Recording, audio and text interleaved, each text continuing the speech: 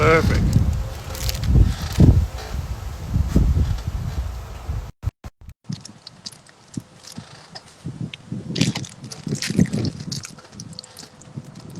Hey, man. Hey, can you Wow. hear me good? I can hear you just fine. How about you? How about me? Dude, I don't know what happened. It just kept reconnecting. Tell me about it, man. I thought it was me. I've had the same problem when I interview people. It's just, I don't know if it's Instagram or what. It's everybody's on the gram. Exactly. Exactly. So how's everything with you? Well, we're doing good. Enjoying a nice Matilde. I believe this is Quadrata. Is that what you Ah, said? Which one? see, I did my research, and guess what cigar I got? What one? Yeah. we're gonna talk about that. Um, but so first off, how's everything over there? You guys good? Operational? Everything good? Everything is good so far. Warehouse is still making Boveda packs. Office is pretty thinned out. People are working from home. But in Minnesota, it's getting into spring/summer. So we're able to get outside and do more stuff. I mean, I've been taking my dog for a walk every day, hanging out, getting back into running. So it's good. Yeah, I see you do that a lot. You know, I tried that. I usually don't do that because I like to focus on my cigar and really, you know, like narrow it down. Like I only really smoke a cigar socially or when I'm really sit down and focus. But I tried that because I saw you did it with your dog. Yeah, But it's what my ended up favorite thing. happening for me, I just ended up doing laps around my whole neighborhood. Yeah, you either got to finish that in the backyard or yeah, you definitely got to take a short cigar for that dog walk because it doesn't last any more than what, like 20 minutes to a half hour to walk your dog. Yeah, So after that, it's kind of like, okay, I'm done with this cigar. yeah, but he loved it though. That's great. That's um, great. so let's get into it. First of all, thank you for being on here. You know, it means a lot to me. I've been trying to get on Box Press forever, and you know now we get the 101, so even better. That's right. That's right. um, so let's go a little bit about the Boveda. You know, there's a couple questions that we got. How does a person know exactly what Boveda it is for them? What percentage? Oh, that's a great question. So anyone that has a wood humidor, I would suggest going with the 72s right away. So then you know exactly what's going on. Because most wood humidors, they like, quote unquote leak or breathe moisture. So they usually drop like 2 to 4 points. So if I put a 72 in there, I'll be right around 70, 69, 68. Yeah, If you have like a wine door, cooler door, anything that's airtight, I don't go above 69%. Because as soon as you get above that 74%, that 73, 74, mold growth, yeast, all that stuff can happen.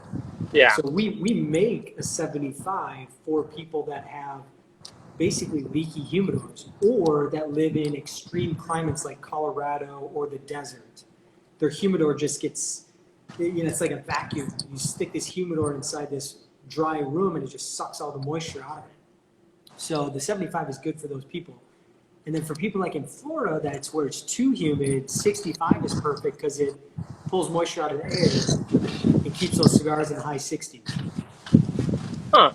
See, we ship everything with a 69% pack. Yep. I mean, that's because we ship worldwide. So I mean, it really depends. But we ship with an 8 gram pack, and then that brings me to my other question. Then, how do you know what size pack you need for your humidor? Because I mean, you guys make the 320, the 60, the Yep. 8. I mean, you guys make so many different variations. Yeah, so the 8 would be good for like a bag like you guys have, sending like anywhere from 2 to 5 sticks.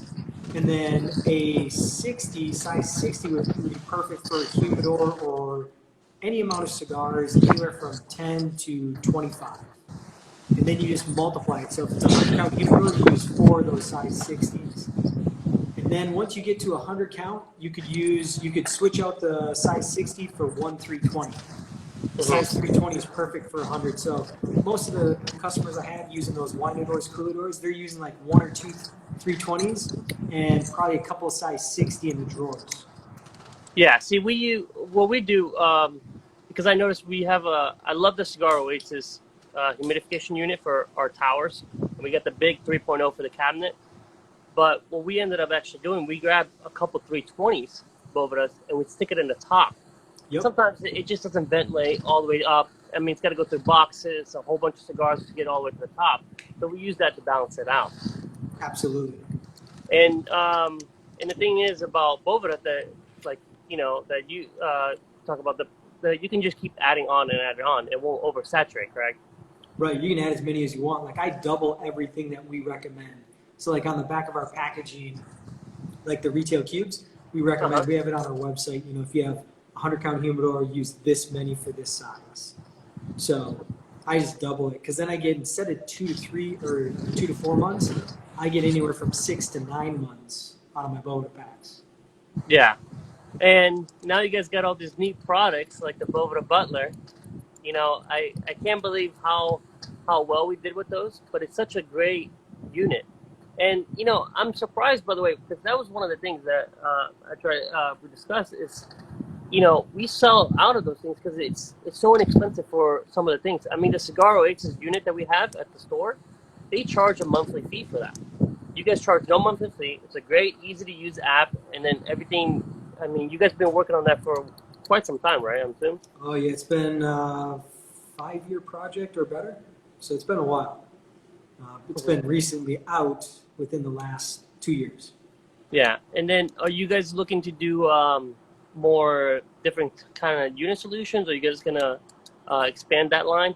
No, we really just created the Butler for the sole purpose of, we were kind of tired of hygrometers that you could not calibrate properly. So any hygrometer that you have, if it's not calibrated, it's not accurate. Yeah. So what we wanted was a simple solution. So with digital hygrometers, you had to throw them in the calibration bag. And if it didn't read 75, it was like, okay, now how do I get this to read 75? And you had to mess with all the numbers and clicks and reset buttons and all this stuff that just made it confusing. We like to simplify everything in Boveda. So we thought, let's make the hygrometer calibration easy. And the fact that this goes on your phone and shows you like a line graph of what's been happening historically, we really like that. Because as a cigar smoker, you're like, oh my gosh, what's been happening over the course of the whole month to my cigars? Well, with the Boveda Butler, you get a nice flat line if you're using Boveda. So we just made it simple. You throw the Butler inside the calibration, you go into the app and say, hey, calibrate this hygrometer, and it automatically resets itself. It's still gonna vary 2 to 5 points, but no matter what, it's way more accurate, way easier to handle than if you were to try to mess with the digitals. Yeah, and the size of it, though, that's the most impressive thing. And actually, I want to tell you, we're working on a prototype of a humidor with Pelican, and we want to integrate the Boveda Butlers, and then of course the 60-gram packs for that. Absolutely, put it in there. That's the best way to store those cigars and those Pelicans. Well, yeah, and it helps too because I mean it works for Bluetooth, right? So you're gonna carry your travel humidor, you're gonna have your phone on you. You don't even have to open it. Good to go.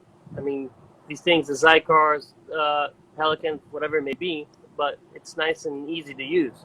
Whereas a lot of people that I've seen, if they're not using the Cigar, they're using the ones with the little gauges on the outside that, how do you know if that's accurate? And you're right, it's probably never been calibrated either. Yeah, I calibrate every 6 months minimum. If you use that, use the 75, right? Yeah, the 75, the reason we have that is because it's so accurate. It's like 0.03% accurate. Whereas like all of our other solutions are 1% accurate. Yeah, but you guys do everything from, 19 to like 95%? Wasn't it something? Across the line, though, generally. Yeah, I mean, we could do anything, but really like what we manufacture for tobacco is between like 62 all the way up to 75 to store the cigars, then 84 for seasoning. Yeah.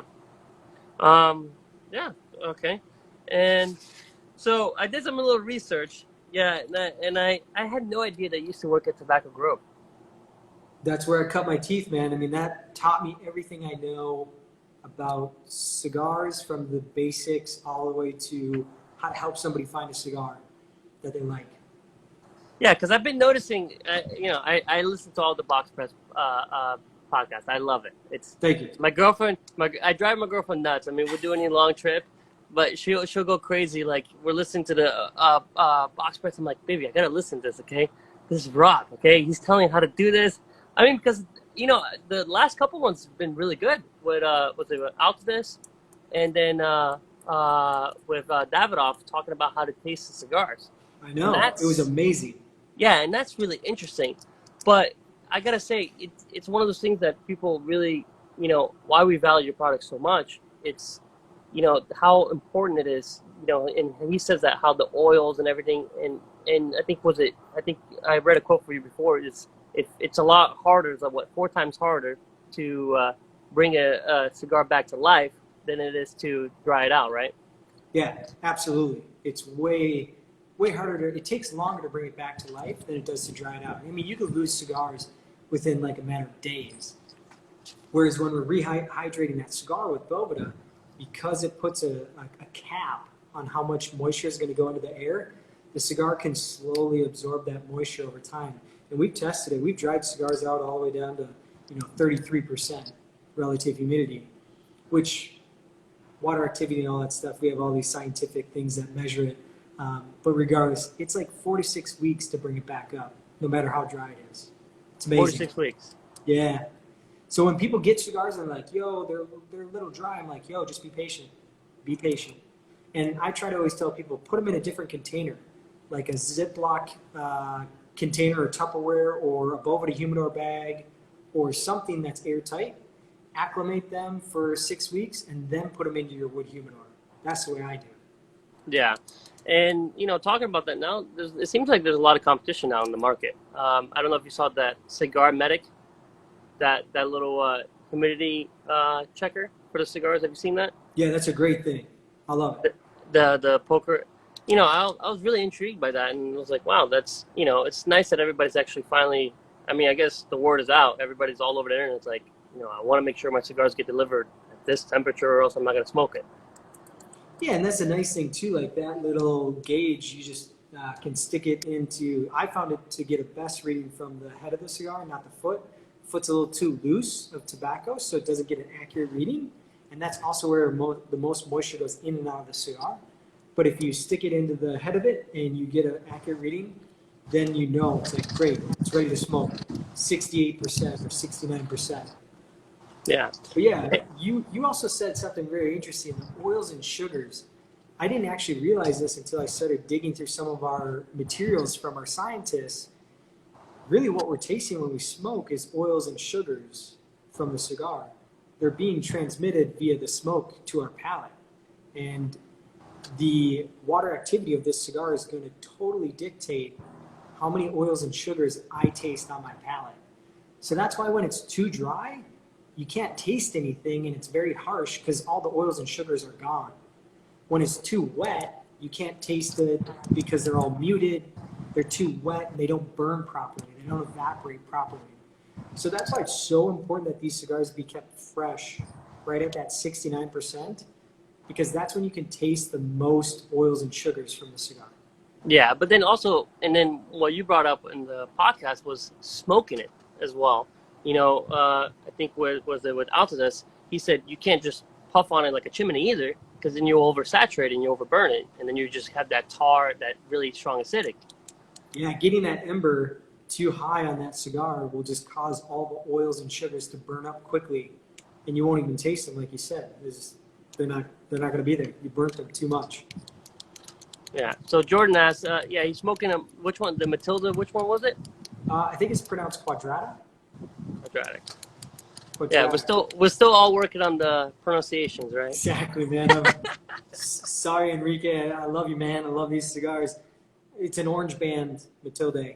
It's phenomenal. Medium body with a lot of flavor. Yeah. And you guys have a patent on the Boveda packs. So what makes it really different? Because I know there's a new one now. Was it Humid Smart? But they don't. What's the difference between them and Boveda? Is it just you guys strictly do the salt, or is it that they're? Yeah. So we're saturated salt solution. So that just means we basically take salt, distilled water, spin it, and heat it so that it's fully saturated. Think of like the stars. If you took all the stars in the sky and they're all spread out properly, right? If I were able to bring all the stars together and clump them like the sun, that's essentially what happens when your Boveda pack dries out. So I use that analogy when people are like, hey, can I rehydrate this? It's like, yes and no. How, like you can't really break apart the sun into a million pieces again with a chisel. It's very difficult, very hard.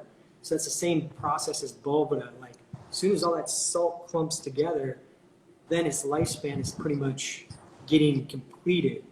Of course, it will split off into bigger chunks if it rehydrates some moisture, but really what you want is you want that full saturation, fully suspended salt particles so that your Boveda packs last 2 to 4 months, so that it's at the right relative humidity at all times.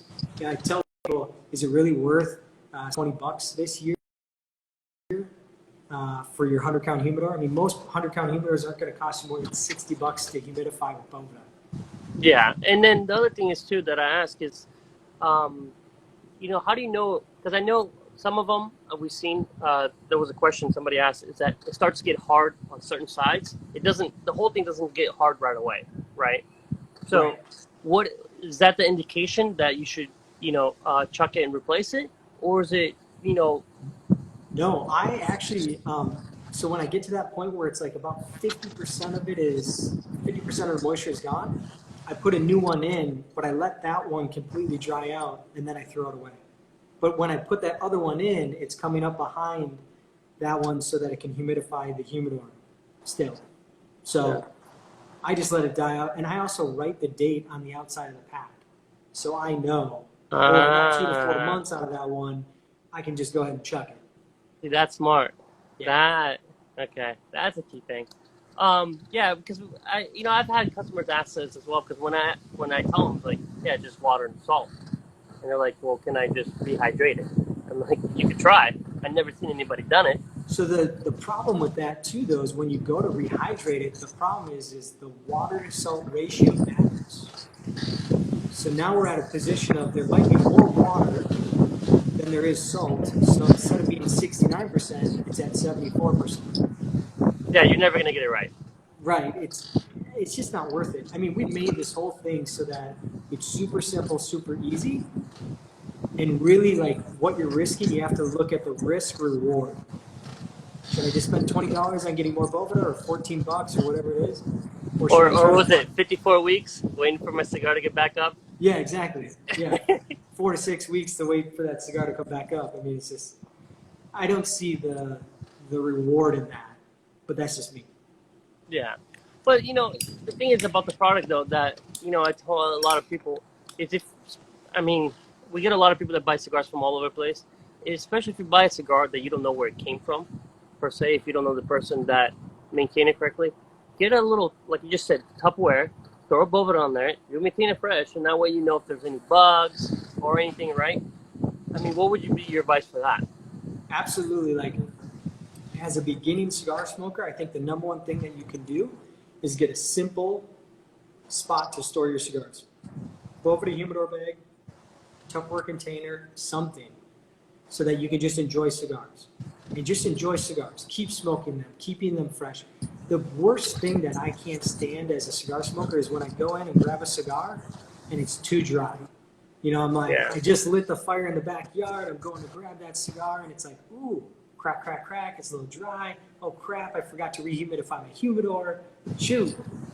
So to me, this solves all those problems. Make it easy. Put the Boveda pack in there. Keep them fresh. Enjoy smoking cigars. And then when you're ready, invest in a great wood humidor. Yeah. Yeah, it's funny because I've been trying out have you seen this product? I know I spoke to Pablo. He told me he met you at the trade show. And I got to say, I felt That's what I cut my cigar with today. Yeah, I fell in love with these things. I owe these guys an apology because I did a quick how to use this. And I grabbed a cigar that I got at the trade show last year, and it was so dry, it just was like crack, crack, crack. I was like, oh, I totally ruined it for these guys. and you can see it on my face in the video. So I got to redo that. But I love carrying around a pocket knife. This has been cutting great for me. I just unfortunately had a dry cigar when I did the video, so I got to redo that video. See, that taught me a lesson though, because some of the cutters that I personally used to love the XL, but I feel like that's too bulky, and I love being simple. So I mean, we getting Boveda shipments in and all this stuff. So we're opening boxes or anything like that, cutting line for the Corona. Well, Yeah, sure. getting the germs out, whatever. Right. I love this. It's really practical. Absolutely. But you're right though. The first cigar I did, I was like, and then the other thing is read the instructions, because I did it on the other side. I had no idea how close it is. Yeah, a lot of people don't realize you got to do it on the side with the logo, because that's the flat side. The other side is the side that's curved away. It's only one bevel, which is great. It's smart. I mean, you want a clean, flat, smooth cut. Did you try the first irradiation, the regular one? The big one. I didn't like how big that one was. So this is like my go-to size. Oh, you got the which one? Is that the mahogany? Yeah, I think this is mahogany, or I'm not a wood guy. I can't tell.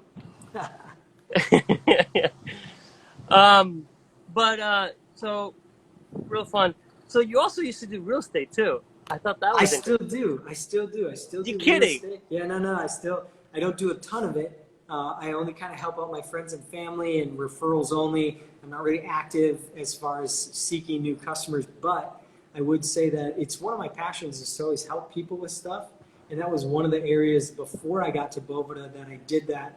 I'd say I got licensed and it was active for about 2 years before I got to Boveda. And I just decided to keep it because I was like, well, I can still help people. And I was buying a home at the time for myself. So, Rob, where you have all this time, man? I know. Yeah, exactly. You have a podcast? You work with Boveda and you're a realtor at the same time? Yeah. Because it's funny because when I looked at it, I was like, wait, this gotta be a different Rob. I'm like, and then because I used to be a realtor, Sure. so I get for Keller Williams, so that's why I was dying. But you're the Keller Williams in Minnesota or whatever. The one we're here is Classic or whatever it was. I was with them, and then I switched with another guy, and he started his own brokerage, and I just parked my license there. No kidding, man. Yeah, it's nice. It's fun because you get to help somebody through a process that they don't know how to do it. They don't know how do I navigate finding the right home, and how do I get the right loan. I like good challenges like that. It's fun. Yeah, but you know what though? I think that's one of the things too. I think it's kind of like the cigar connection. You know what I mean? You talk to people, you're helping them buy a house. You help them buy cigars. Right. The conversation, all these kind of avenues that you bring, they all kind of intertwine in a way, even though Absolutely. they're all different. Completely different markets at the end of the day. Absolutely. But so I'm waiting for the next podcast. When are those coming out? That is a great question. So we have a lot in the queue that we were, trying to get through. There's a lot going on. We got an in-house videographer. So we're trying to release 2 a month. And I pretty much had 1 or 2 a month ready to go until we went to until July when we go to PCA. And that's usually when I shoot a bunch more because there's a bunch of manufacturers there, right? Well, now that PCA is not happening, I'm like, okay, I'm going to have to get on the road. So yeah, I'm hedging my bet right now that I got to do some more planning. Well, what about, do you guys participate in the Interbac? Is it Interbac? Yeah. The Interbac? Yeah. In Germany. Germany, yeah. So are you going to go to that one this year? I would love to. So I think I'm going to pitch it. Guys, set the budget, okay? Let's go. We missed PCA. Looks like I'm going to have to go to Interbac to get some videos done. Oh, man. Perfect. But yeah, go ahead. I actually got to go and take Box Press International. I got to go to Oscar Valladera's place in Honduras, and we shot a bunch of videos. So that's teaser. That's coming up in the near future. There you go. Okay. Right here, first time. But I mean, was this your idea? Was it always your thing that you did the box press? No, I was just a sales rep at Boveda, and the marketing team looked at me and they're like, hey, you know, we kind of want to be able to tell the story of these manufacturers and these makers. We sit in a really good position because we work with all of them. Why don't we get them to tell their story on our channel? And I said, okay, well, what does that mean? They're like, well, we need somebody to interview them. I was like, okay, what do you want me to do? And they just said, this is what we want you to do. They showed me some videos of what they wanted to do, and I've been working on it ever since. It's been a fun challenge. No, I mean, you know, I gotta say, because like I said, I'm a huge avid subscriber. I listen to all of them, but I was mind blown about how all the stories of different cigar manufacturers, different reps that you interview. Like for me, one of the ones that really touched base was Lito Gomez's story, and you did both of them. That was amazing. A crazy story. And then, you know, but it's funny because I was a good friend of Avo Valencia. Yep. He's a local Orlando guy. So, you know, I got to spend some time with him quite a bit. And it's funny, all the cigar guys, like Nick Perdomo could play the drums. Avo's a great pianist. I mean, Lito can sing in the shower, right? Or whatever it is. Yeah, right. I remember that. But, you know, everybody has this crazy story. And I thought he was Dominican. I didn't even know if he was from Uruguay. Right. And then you learn these things. And then, you know, a couple weeks back, we did Cordova Morales, Azarias. And, you know, I was telling him because, you know, I got to spend some time with him as well. He's also, his warehouse is down here. And when I was telling him, I was like, you know, it's crazy how all the cigar guys come from Humboldt and go up. And then he told me a story about Lito because he knows everybody. And I didn't know this either. I thought this was a great story. Lito used to have a jewelry shop in Miami. And I think he got robbed and he's like, forget this, I'm done. And then all of a sudden pivoted to another business. Yeah, I can't remember. Is that Ernesto Perez Criollo or is that Lito? Lito. Okay. Sometimes I get all these stories confused. So yeah, I mean, they come from humble beginnings and just amazing stories. It's unbelievable. That's what we wanted to do, is share those stories, right? Like everyone's excited about cigars, and there's so many places where you can find information of what these cigars taste like or what you should expect. But there's nowhere that I was getting a lot of information as to who was behind the cigar. Yeah, that's true, and that's what I feel like you guys have really capitalized on, because I mean the cigars is cigars, it's a great product.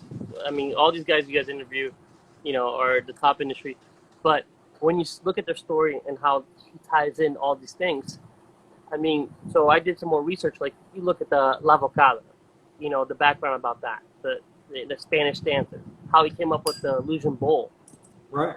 You know, I didn't know that either. That, you know, and I wish we could be more graphic about these things, but it's just the way the FDA is persecuting us in the industry. We can't even say what flavor profiles you get now. Right. Yeah. So, I mean, did you what was it, the one I read, that the actual lettering in the Indonesian bowl is actually, he did try to do a Picasso. It's a Picasso handwritten kind of font style. I didn't even know that. That's amazing. Yeah, and then somebody quote on me, but I know for a fact though that the mold though he came up with for that specific size, he found it it was an antique in Spain, in southern Spain, and then it was damaged, and then he recreated that, and then he made that great cigar. So yeah, that's a fun part about this whole industry, is that they're coming up with unique ways to enjoy cigars, and we love it. We all love it. We want more of it. Yeah, and so this brings me to my next question, because I know you're a big cigar guy. What are your top 5 smokes? Oh, or top 3, if it makes it easier. It's so hard to say that because it's all dependent upon what you want, the mood is, right? If I want to go heavy, if I want to go light, if I want to go middle of the road like this. Yeah. So that's so tough, but I would say right now, I've been challenging myself to enjoy more lighter bodied cigars. Like Connecticut wrappers and so forth? Yeah, anything that's lighter bodied, so I can challenge myself on how fast I'm smoking and see if I can taste the flavors and the oils and sugars that are coming out of that cigar better. But do you So- feel, because I know you don't drink, No. so do you feel that changes your palate quite a bit? Because I know, for example, a lot of people when they come into the shop and then ask, oh, what cigar should I pick? You know, I usually ask, well, what are you drinking? So that way we do a pairing. We elevate the whole experience, right? You're not going to do a white wine with a full-bodied cigar, you know, per se. So, I mean, what about for you? Because, I mean, you don't, I mean, or do you counter that with coffee and all that? Because I think you're a coffee drinker, right? Yeah, coffee, tea, root beer. Like, I realize, like, so there's this tea called Gunpowder Green Tea. And it means that they take the leaves of the tea and they roll them up in these little tiny balls. And then it's got a very, like, smoky flavor, almost like smoky scotch. And so what I'll do is I'll brew that hot for the quick 2 to 3 minutes, and then I'll immediately pour it over ice. And when I do that, I get more of the smoky flavor from it. So I just experiment with a bunch of stuff that anyone can get. It just doesn't have alcohol. So Yeah. root beers, iced teas. I think I did a pairing that's out right now with Frankie Dranks from Drew Estate. And he did all these pairings. He did a coffee pairing, he did an iced tea pairing, and then he did a like a kombucha, like Yeah, a I saw fermented that. tea. Yeah, he did, because I really think he good. made an alcoholic one and then a non-alcoholic one, right? Exactly. Yeah, So- it was like a cream, whatever it was. 'Cause you guys were smoking it was the Norteño episode, right? No, we smoked 3 different cigars, and I think it was Tobacco Especial, one of the acids. I don't remember the third one. I'd have to watch the video. Man, but it's crazy though, because then you really get involved in all these things, huh? Has it changed the way you look at it in the industry now? Absolutely. I mean, I feel like I have a front row seat to get a lot of education and a lot of input, and that's just it. Like, that's what I love about cigar shops is everybody can tell you what it is for them, and it might spark something for you to enjoy it more. But at the end of the day, that's what you got to do. You got to find out. You got to push the limits. How do I want to enjoy cigars more? Yeah. You know, with drinks, with dog walking, with being on the yard, with whatever. Yeah, I've been trying, since this whole quarantine happened, I've been trying fishing and cigars. That's been a little difficult, though. Yeah, if you're gonna go fishing and have a cigar, make sure you have a good rubber glove because you don't want that fish oil all over your Well, skin. not even that, just reeling. Oh, yeah. I'm like, Right. oh my God, don't, because you're like, oh crap, good, nail a big one. And then the other day we went paddleboarding and then smoking a cigar. I managed to accomplish that while dropping my cigar in the water, so thank God. But That's good. yeah, have you been to the Macanudo Club in New York? No, never been there. Is it Oh good? man, I gotta say, because there's some shops that you get different experiences, right? Yeah. The Macanudo Club, because it's near Wall Street. Okay, you just sit down and you just hear the conversations. It's like, oh, buy this stock, buy this, oh, short this. I mean, it was a crazy experience. Whereas That's you got, awesome. yeah, whereas you got different stuff. Like you go to a cigar shop in Miami, everybody's just like, you know, we're hanging out, we're gonna have a drink. It's crazy how there's different vibes everywhere. Absolutely. Yeah, in Minnesota, we can't drink or sell drinks on the same premise as tobacco sales. So there's no drinking. So whenever I go to a place where there's drinking, I'm like, wow, this is really nice to see people enjoying both together. You know what I mean? Yeah. So what about that steakhouse though? I listened to that one episode. There was a private steakhouse that has was it in Minnesota? That I think you went with with Brian from Liga Privada. There was a private club. Yeah, that's a private club. So at a private club, you can do whatever you want because you just bring in your own alcohol. You pay for a membership, so it's there's no sales. The only sale is the membership, and there's really no one there. You get a key fob and you get in whenever you want. Ah, I see. Yeah, see, we can't. Orlando's weird. I mean, Florida in general is great cigar mecca, I would say. I mean, a lot of the large manufacturers are here and all that. But when it comes to consuming alcohol in cigars, some places you can't do that. The bottle club or so forth. It's even hard to do the whole membership thing that a lot of people try to push for. Right. But it looks like somebody needs Boveda. There you go. Yeah. I was just seeing that too. I was like, oh, wow. Thank you all for joining us. Yeah, so guys, if you guys have any questions, please feel free to comment. We'll answer as we go. I know I'm going off topic and going all across the board, but what else? I mean, and then, so are you guys, other than like you said, so you guys are not going to really develop any other, are you guys have anything in the works other than Boveda Butler, maybe the sensor like that, anything planned? There's always stuff in the works. I just can't share what it is. Ah! I was hoping I'll get something sneaky. Hey man, you already got out of me that I got an Oscar Valentino video coming up, so you're doing pretty good. Yeah, I know. God, and I know a lot of cigar shops don't sell, but we. Oh, here's what hey. All right, I'll let you answer that one, Rob. Go ahead. Yeah, Lee Page, I believe that's how you say the last name. You're new to cigars. What do you need? Well, you need a way to keep those cigars fresh, and I'd recommend just getting a Boveda humidor bag or getting a Tupperware container and putting Boveda 69% in it. And then buying cigars, go to local tobacconists or refer to, if you can get somebody on pointers, through email of what you want to try, and then just start trying cigars. It's the number one thing to do. And do that for like 6 to 12 months. And then see if you want to invest more and more into it. Because for me, that's how it started. That's exactly what I did. Oh, really? Yeah, I started grabbing. I didn't even store the cigars because I was working at the cigar shop. So I would go into the humidor, grab a cigar, pull it out, and I would take the band off the cigar and write notes. Like, ooh, this one was good. It was creamy, leathery. I like the finish. It didn't get bitter. And then I would just keep journaling my cigars, and then I would keep going back into the humidor.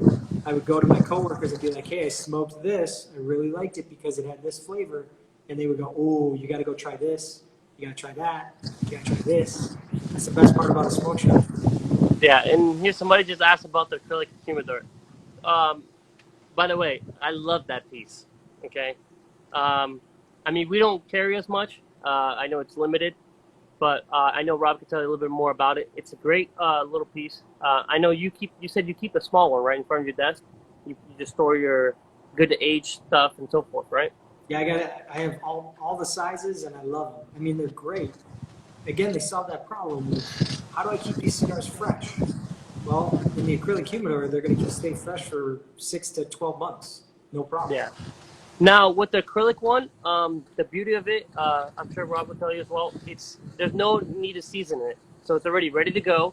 And I think they all come with the Boveda packs already, correct? Yeah, the big one comes with 369%, if I'm not mistaken. Absolutely, yep. Yeah, 69. And then what about the small one? Comes with 269. Yeah, 269. Okay, and then Peter. Well, here, go ahead. Yeah, what percent? Peter said, what percent humidity do I use? It depends. In a wood humidor, 72%. In an airtight container, 69 or 65. Yeah, 72 in my big one, 68 in my 20 count. Yeah, there it goes. That's a good ratio. Absolutely. Oh, here's a good question that I have for you. How do you know when the season change? How do you know which humidity you should change it to, or that you should change at all? Yeah, and that's personal preference, right? Because in Minnesota, it gets really humid now during the summertime. So I switched down to 69%. And in the winter, I bump it up to 72. Again, it's that vacuum effect, right? It's dry air in the wintertime. It's pulling more moisture out of my humidor. And that's the reason why I do it. You need a little extra bump during the wintertime. And you can invert that. If you're in Florida and it's super humid, you can go 65. And then in the wintertime in Florida, you go to 69, whatever makes it easiest for you. Yeah, and I listened to one of your I think the couple of the first ones. that you talked about how you guys do a lot of the science behind it. That you guys will grab humidors and just, you know, throughout the whole year, just monitor it and see how much even absorbs from outside. And that's crazy, right? I mean, you would think that the sealed box, it won't absorb anything, even though it's got acrylic or whatever on the outside. But guys, yeah, it's, you know, the weather takes a huge toll on it. Yeah, and that seasoning process, that's the other part that we really measure in our scientific center is like, if we look at wood, wood has this weird, you know, cellular structure that looks like an open cavity. And there's two little nesting cavities in there. And really what it is it's filling those little cellular structures with moisture. So when we measured it, it was like, okay, 100 count humidor, how many grams of moisture, pure moisture, is that going to absorb? And it was 90 grams on average. So it's almost a 1-to-1 ratio. So when you do the wipe down method, first off, that's bad news because it opens up the opportunity for mold growth and yeast to happen, you know, all over that wood. When you season with the 84s for 2 weeks, no cigars inside, you're pushing moisture into the cellular structure of that wood. The wipe down method only does it 2 to 5 grams. So that's less than 1%, 1 to 2%. So for me, it's like, I got to make sure that I fully saturate those cellular structures of the wood so that they don't rob moisture from my cigars or my Boveda packs. Because you got two things in a wood humidor that you're humidifying. You got cigars and you got the wood. And a lot of people don't think about that. Yeah, exactly. And then let me throw this curveball. What if, you know, you're restoring a humidor that had, let's say, cigars that got mold and so forth? Then do you wipe it down and kind of do a reset, or how do you go about that seasoning back? Or is I just opened up one of my humidors, my very first humidor that I ever bought, 50 count, and it has mold in it, and it's on the actual cedar itself. So I actually don't know if I'm going to try to sand it down lightly, or if I'm going to wipe it down lightly with bleach, you know, a diluted bleach, and then see what happens. But that's the difficult part. You know, I don't know if I'll ever get that humidor back. Yeah, see, that's tough. So at the end of the day, and guys, this is why we stress the importance of the Boveda products. I mean, you have to do it right from the get-go. I mean, some of these humidors cost hundreds of dollars, if not thousands. I mean, especially some of those crazy limited edition ones. And same thing with cigars. And that's why at Oxford, we ship everything with Boveda products, and we stress the importance of keeping everything calibrated. I mean, it's a patient game, right? At the end of the day. Absolutely. I was wondering why you guys were using the 74% to season a wood humidor. It's not 74, it's 84. And the reason we use 84 is because when we tested all the way down to like 60 and all the way up to 95. When we saw that the 84% gave the wood all of the moisture that it needs in 14 days, but didn't give it too much moisture so that it would warp and crack. Again, you're always looking at that ceiling. When you put a ceiling on how much moisture can go into the air, that's when you start to hit scientific mile markers of like, okay, this is the perfect cap, and then this is the time period. So that's what we were measuring. We were measuring what doesn't oversaturate the wood too quickly to the point where it starts to warp and distend and crack and totally change its geometry. But then what also does it quickly enough so that you're not sitting there for 2 months waiting for the wood to absorb all the moisture. So the 84% was the ideal percentage to really saturate the wood cells properly and safely. Correct. And then somebody asked, so Rob said, we don't recommend the wipe down method. No, and you can always re-season your humidor with the Boveda 84s. In fact, I've done mine several times as I've gone through season changes or, ooh, I forgot, this got down to the low 60s. I'm going to re-season that humidor to make sure that that wood comes up, put them in a Boveda humidor bag and call it good for 14 days. And then I put the cigars back in. We're good to go. Yeah, and so ideally then what we say is season with the 84, okay? And then if you have any gauges, grab the 75, the calibration kit, correct?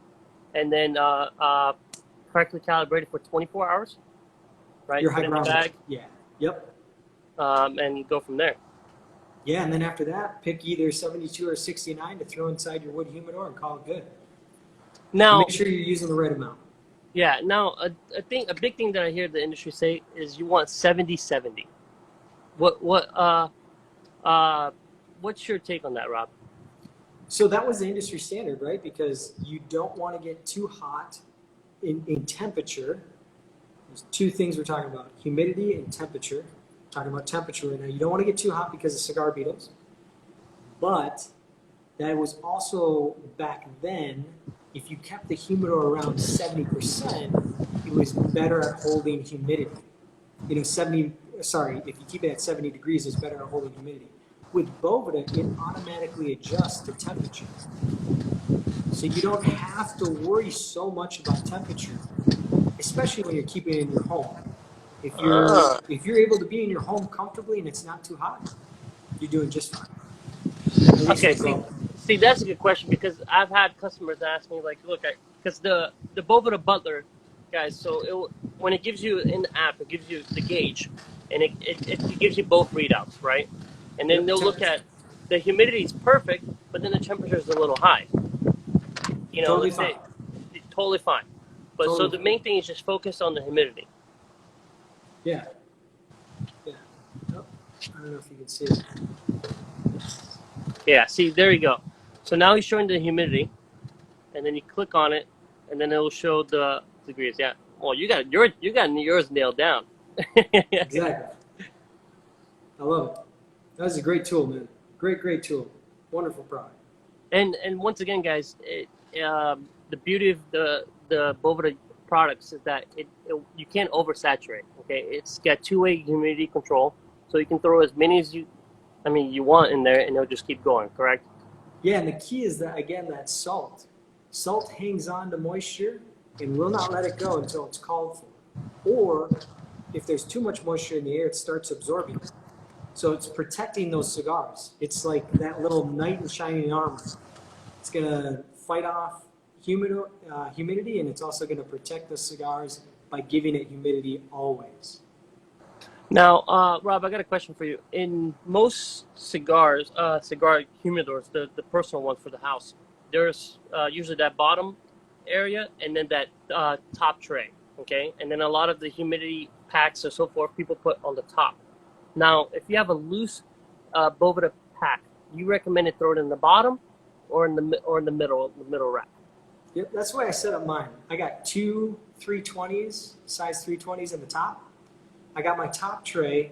I got several cigars on my top tray, but I try to leave some openings in those slats so that the moisture can go down. And then I also throw some size 60 grams right on top of my cigars down in the bottom of that humidor. So as long as there's air flowing between all of them, that moisture is going to get there because Boveda just puts moisture into the air and the cigars pick it up. Mm-hmm. Now, Andrew asked another question. Well, Andrew, Rob was saying it takes about 2 weeks to season it correctly, correct? With the 84%. Yeah, Or would 14 you say days. something? Don't worry about the hygrometer. Don't worry about what the hygrometer is reading. Hygrometers only read what's in the air, and we're pushing moisture into the cellular structure of the wood, which the hygrometer can't pick up. Okay, good. All right, let's see if there's any other questions we missed. So somebody said they just bought a new humidor. How long until you can put your cigars? It's a 50 count capacity. Well, if you're seasoning, that humidor needs to be seasoned with two 84% size 60 Boveda for 14 days. Once that's done, throw those 84s away and immediately put in either 72% or 69. Again, at a minimum, two size 60. That's the large size that looks like the size of a postcard. And then you're good to go. You don't have to wait. You don't have to like dry it out or anything. You want to do it right away. Yeah.